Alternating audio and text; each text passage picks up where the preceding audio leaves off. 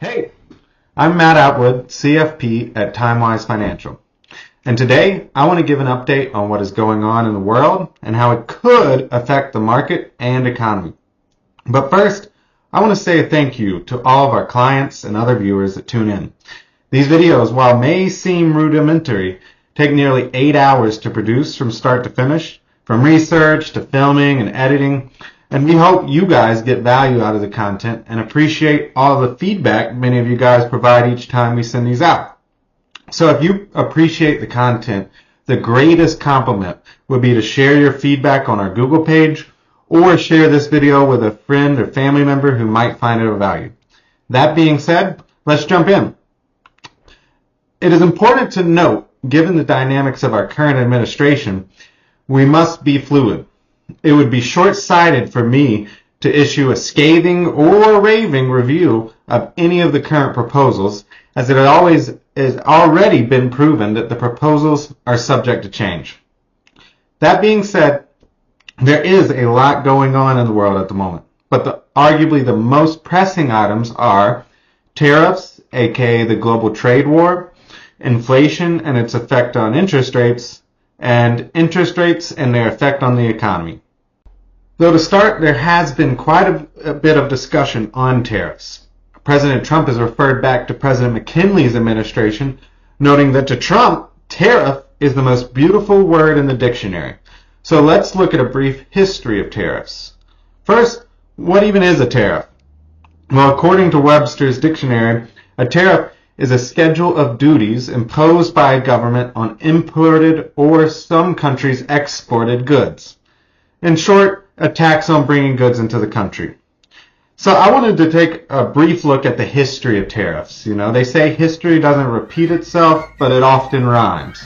So tariffs are historically protectionist in nature, and the goal historically has been to protect domestic industry and generate revenue.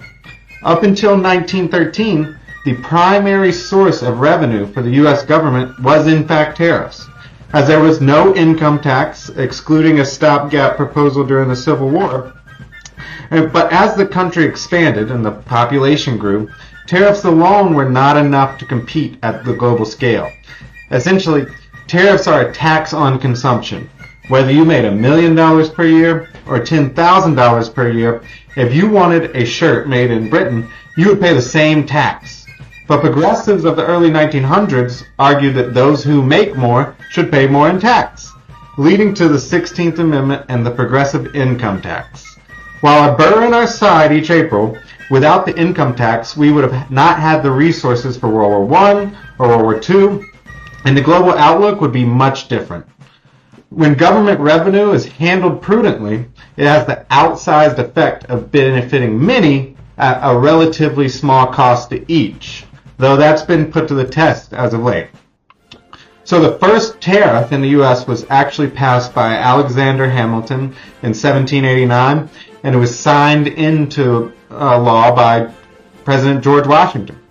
At that time, the U.S. was a young agricultural economy, aiming to transition into a more industrial economy.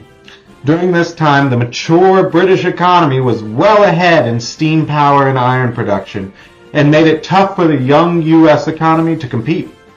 Additionally, it had a large balance of war bonds on the U.S. balance sheet.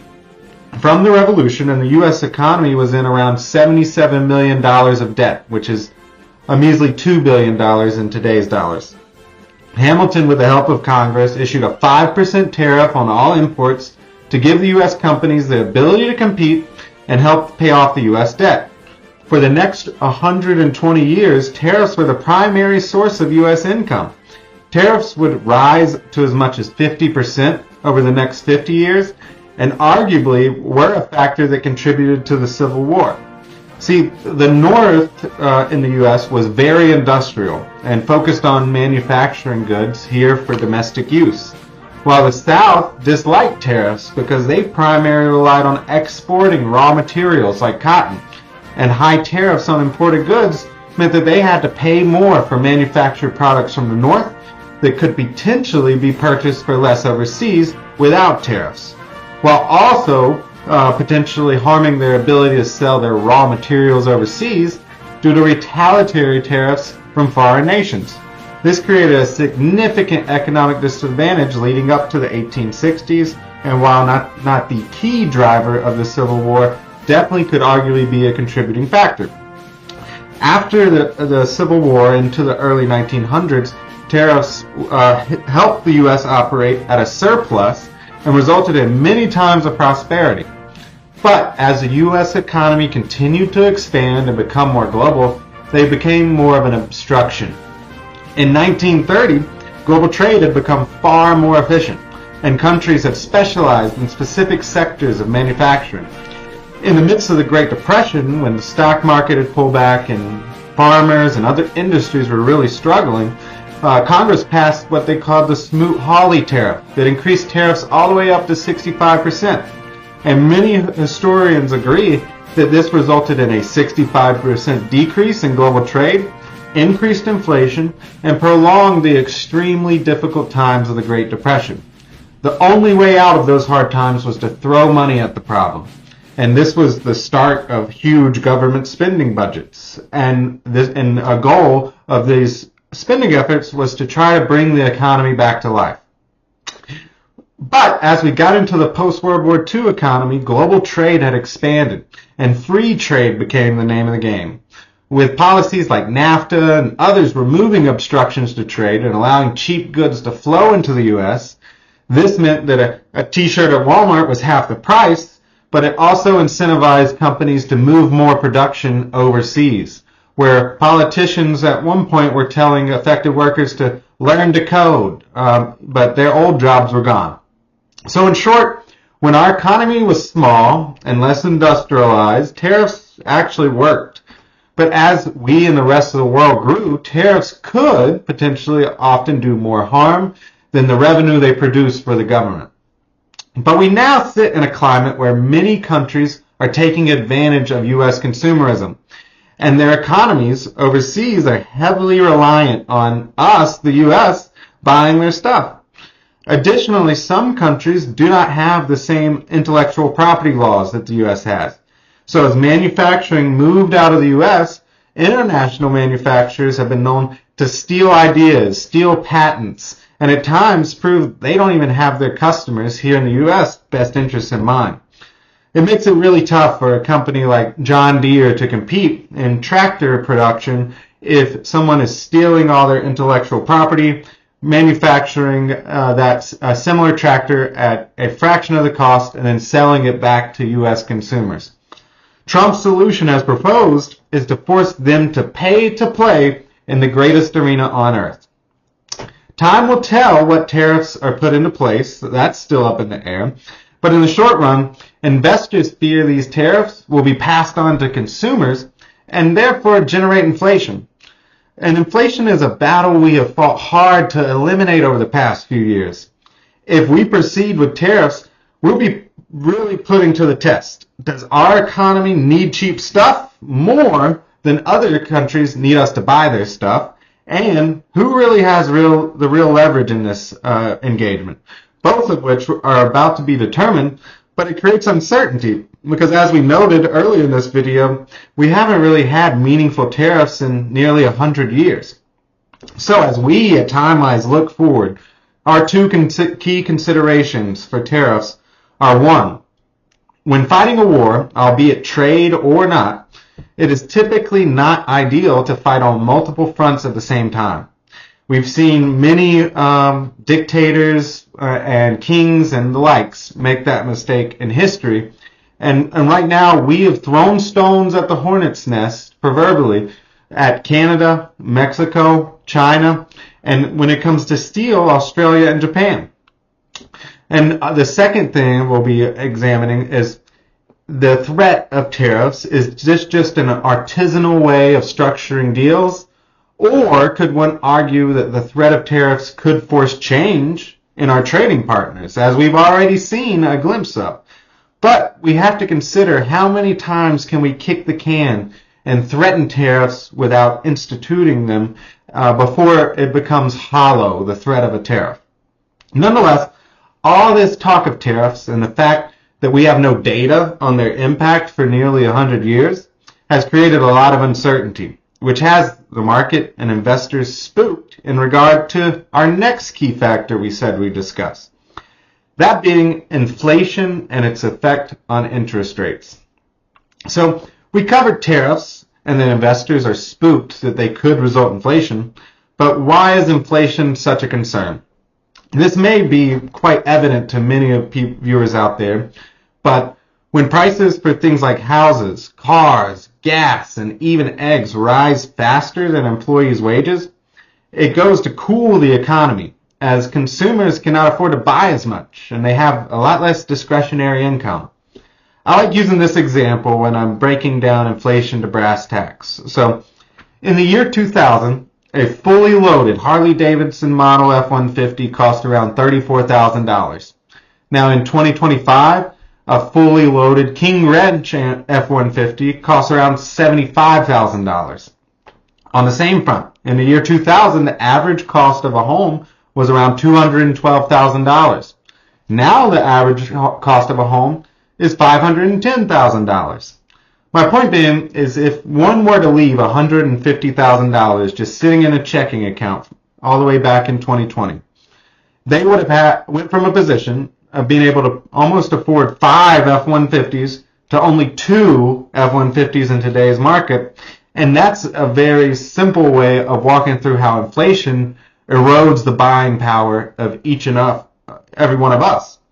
So no matter if you're buying stocks, real estate, classic cars, or gold as an investor, you not only are attempting to make money, that's kind of the short-sighted outlook, but more importantly, your main goal is to also maintain your buying power, if not beat inflation.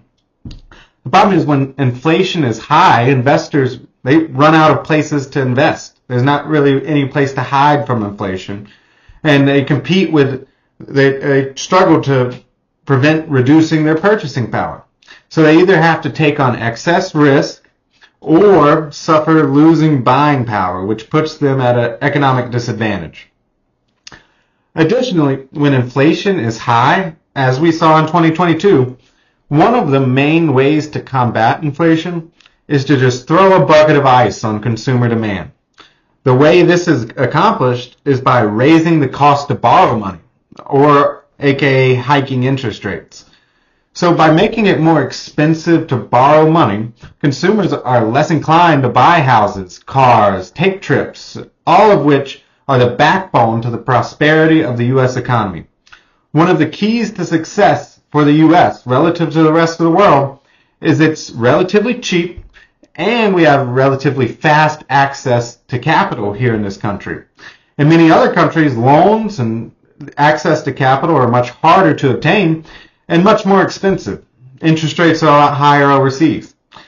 But in an inflationary environment, if we're forced to raise interest rates or keep borrowing costs high, we lose this key competitive advantage, cheap money, and our economy begins to stagnate. So, in short, high inflation and therefore high interest rates are signs of a somewhat sick economy. And we do not want to return to our ills of 2020 again. So, that being said, let's talk about interest rates and how things are shaping out looking forward. So, right now we are in a duel of potentially inflationary measures from the current administration, like tax cuts, tariffs, Doge dividends, and the Fed, which is not necessarily tied in with the U.S. government's efforts to curtail money printing and reduce inflation, and ideally also interest rates. And if you notice, 30-year mortgages are still in the high 6s. 10-year treasuries are still well north of 4%. And borrowing costs for cars and other things have remained elevated. Even though we saw a big swath of rate cuts last year, this is because the market is unsure if the rate cuts of last year are going to be for good. Inflation as of late has been heading in the wrong direction. It was at 2.4% in September of last year, and over the last few months, it's actually risen up to 3%. And it's important to point out that real estate alone is 27% of our nearly $26 trillion GDP here in the United States. And not only do those real estate transactions help the economy, but they drive other industries like home improvement stores, furniture, fixtures, and many other industries. And right now, nobody is buying. So the higher rates are for longer, the more potential pain we may see start to come out in economic data.